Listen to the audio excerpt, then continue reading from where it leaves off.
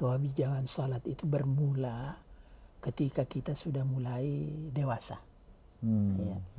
Jadi pada umur dewasa itu disebutkan di dalam bahasa agama, manusia itu sudah menjadi mukallaf.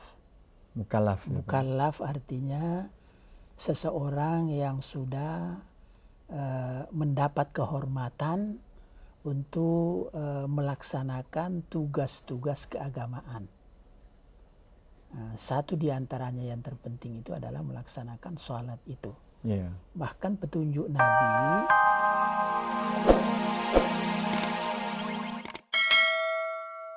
Assalamualaikum warahmatullahi wabarakatuh. Para pemirsa hamba Allah yang terhormat dan mulia, sejuk pagi datang dan hikmah fajar pun berjumpa. Kita semuanya bersyukur kepada Allah Subhanahu wa taala bahwa pada pagi hari ini kita akan bertatap muka bersama-sama dengan Bapak Ali Yafi. Pak Kiai, Assalamualaikum warahmatullahi wabarakatuh. Waalaikumsalam warahmatullahi wabarakatuh. Saya berterima kasih sekali Bapak bisa hadir di sini. Dan pada pagi hari ini dengan mengucapkan salam serta salawat kepada junjungan kita Nabi besar Muhammad Sallallahu Alaihi Wasallam, kita akan memulai perbincangan kita. Pak Kiai, ada satu hal yang sangat penting sekali di dalam kompetensi Bapak yang sudah banyak menggeluti masalah ibadah dan pembinaannya. Saya seringkali tertantang gitu tentang masalah kewajiban sholat ini.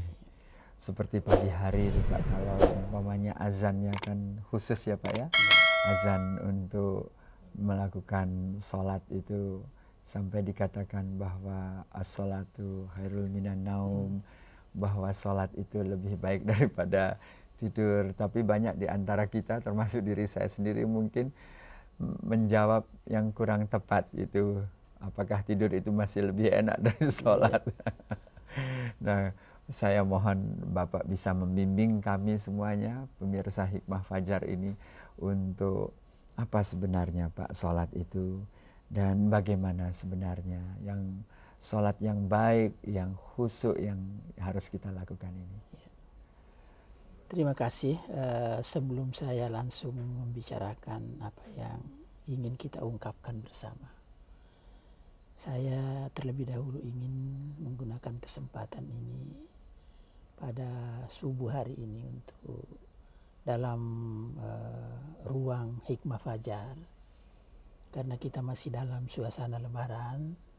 Saya ingin menyampaikan kepada pemirsa ucapan minal aidin wal faizin, selamat Idul Fitri, dan mohon maaf dan lahir dan batin.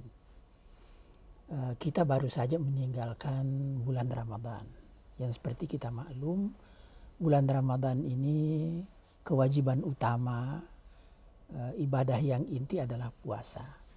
Puasa itu merupakan ibadah tahunan, dan ibadah itu tidak lain adalah ungkapan kesyukuran kita berdasarkan satu kesadaran bahwa kita menyadari diri kita ini sebagai hamba Allah, menerima sekian banyak nikmat daripada Allah setiap detik, sehingga kita patut bersyukur. Maka dalam rangka itulah kita beribadah kepada Allah.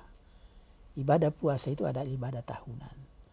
Tapi ibadah harian itu seperti kita tahu adalah sholat. Jadi memang sholat ini mitra daripada puasa, mitra daripada zakat. Karena begitu kedudukan salat sebagai ibadah harian, sehingga ada ungkapan di dalam sabda Rasulullah mengatakan, as-salatu imaduddin. Salat itulah merupakan tonggak tiang pancang daripada agama ya. Jadi seolah-olah kalau tanpa salat agama itu akan tumbang. Betul, bahkan, pada diri seseorang. Betul sekali. Bahkan Rasul mengatakan, faman aqamaha faqad aqamad-din wa man tarakaha faqad hadamad-din. Barang siapa yang menegakkan, memenuhi kewajibannya melakukan salat itu, berarti dia sudah menegakkan bangunan agama atas dirinya. Tapi kalau dia mengabaikan, berarti dia meruntuhkan bangunan agama itu atas dirinya. Hanya masalahnya Pak, untuk yang Bapak katakan tadi ibadah tahunan puasa ya Pak ya, lalu ibadah harian sholat, ini ada saja godaan Pak. Atau kadangkala kita tidak berbicara mereka yang belum bisa sholat, itu pun harus tentunya dalam forum ini kita akan ajak untuk bagaimana caranya supaya sholat ya Pak ya. Umpamanya kalau ada seorang ayah sudah berumur taruhlah 53 tahun belum sholat, apa masih bisa terkejar itu Pak? Oh ya, jadi sebenarnya memang kewajiban sholat itu bermula ketika kita sudah mulai dewasa. Jadi pada umur dewasa itu disebutkan di dalam bahasa agama, manusia itu sudah menjadi mukallaf. Mukallaf artinya seseorang yang sudah mendapat kehormatan untuk melaksanakan tugas-tugas keagamaan. Satu di antaranya yang terpenting itu adalah melaksanakan sholat itu. Bahkan petunjuk Nabi, secara dini orang tua itu harus mempersiapkan keturunannya sebelum mukallaf itu sudah dilatih untuk bersembahyang. Rasulullah mengatakan, muru auladakum li sab'in. Jadi arahkan anak-anakmu itu sejak umur 7 tahun. Berarti itu belum mukallaf kan? Jadi dari usia dini mereka itu sudah dipersiapkan untuk bisa nanti pada waktunya tepat dia mulai dengan dengan melaksanakan tugas keagamaan itu yang namanya salat.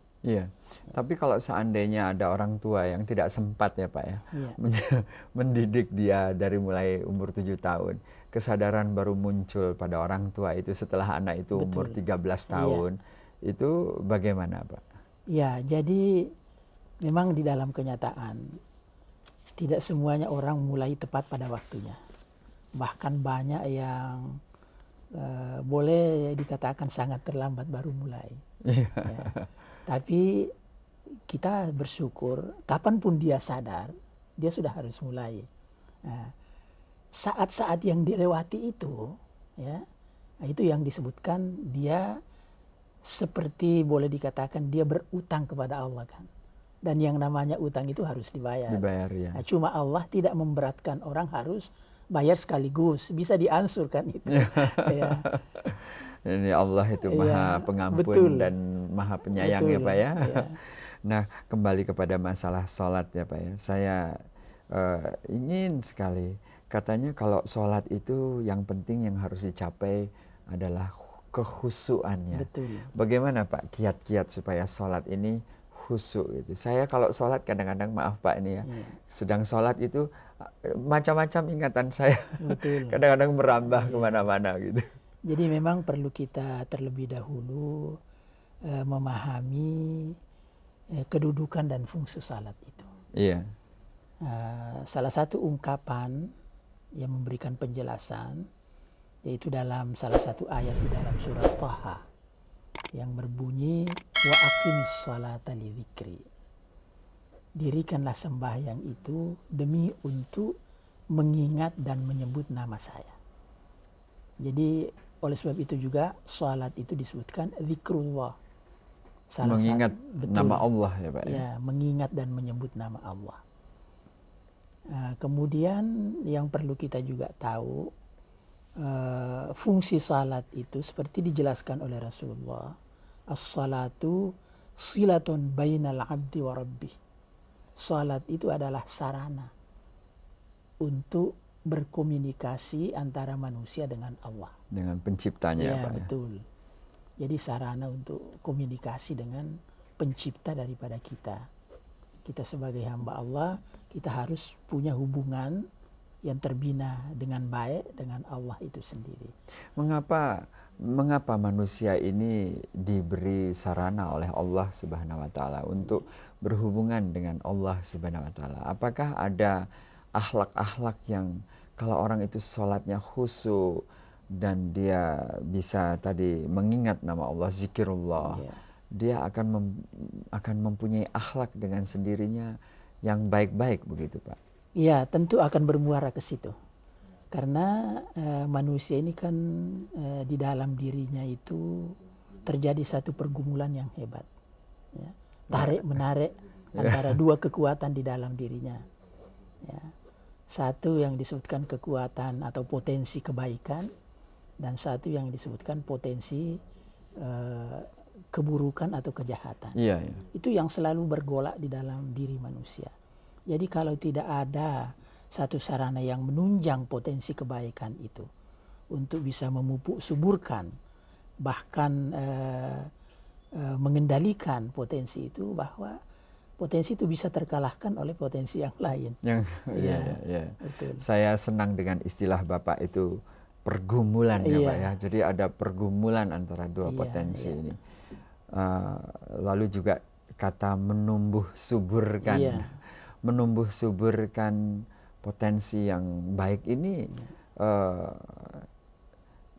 kadang-kadang memang kita mengerti, kita pahami bahwa sholat itu akan akhirnya ke sana. Tetapi pernah, dan mohon maaf ini koreksi ya Pak ya, kepada beberapa orang, mungkin diri saya sendiri pernah dikatakan gini, alah sholat tapinya kok wataknya begitu gitu. Itu kenapa sampai sampai ada ungkapan lebih baik orang nggak sholat tapi baik daripada kamu sholat tapi kamu tidak baik. Itu bagaimana Pak? Jadi memang pertanyaan itu wajar sekali untuk kita berikan penjelasan. Iya. Karena memang Al-Quran juga mengungkapkan bahwa tidak semua orang yang salat itu mendapat pahala atau mencapai sasaran dari salat itu sendiri. Oh, ada di dalam. Iya, bahkan di dalam Al-Quran itu dalam surat Al-Ma'un, ya. Surat Al-Ma'un, ara'aital ladzi yukadzibu biddin, fadzalikal ladzi yad'ul yatim wa la yahuddu 'ala ta'amil miskin, fawailun lil musallin. Yeah. Ya. Jadi di sini digambarkan ada sekelompok orang musallin, orang-orang yang bersalat mendapat celaka, tidak mendapat pahala atau kebaikan ya. Nah, siapa mereka itu? Fawailul lil musallin alladzina hum fi salatihim alladzina hum fi salatihim khashi'un. Bukan. Fawailul lil musallin alladzina hum an salatihim sahun. Alladzina hum yura'una wa yamna'una al-ma'un. Ya. Jadi orang musallin yang mendapat celaka itu adalah orang yang dalam salat, sedang dia salat, dia lupa akan salatnya sendiri. Jadi tidak sadar dirinya salat itu. Tidak sadar dirinya munajat dengan Allah. Tidak sadar dirinya itu berkomunikasi dengan Allah.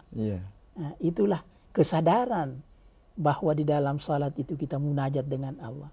Bahwa di dalam salat itu kita berkomunikasi dengan Allah. Itulah intinya makna khusyuk.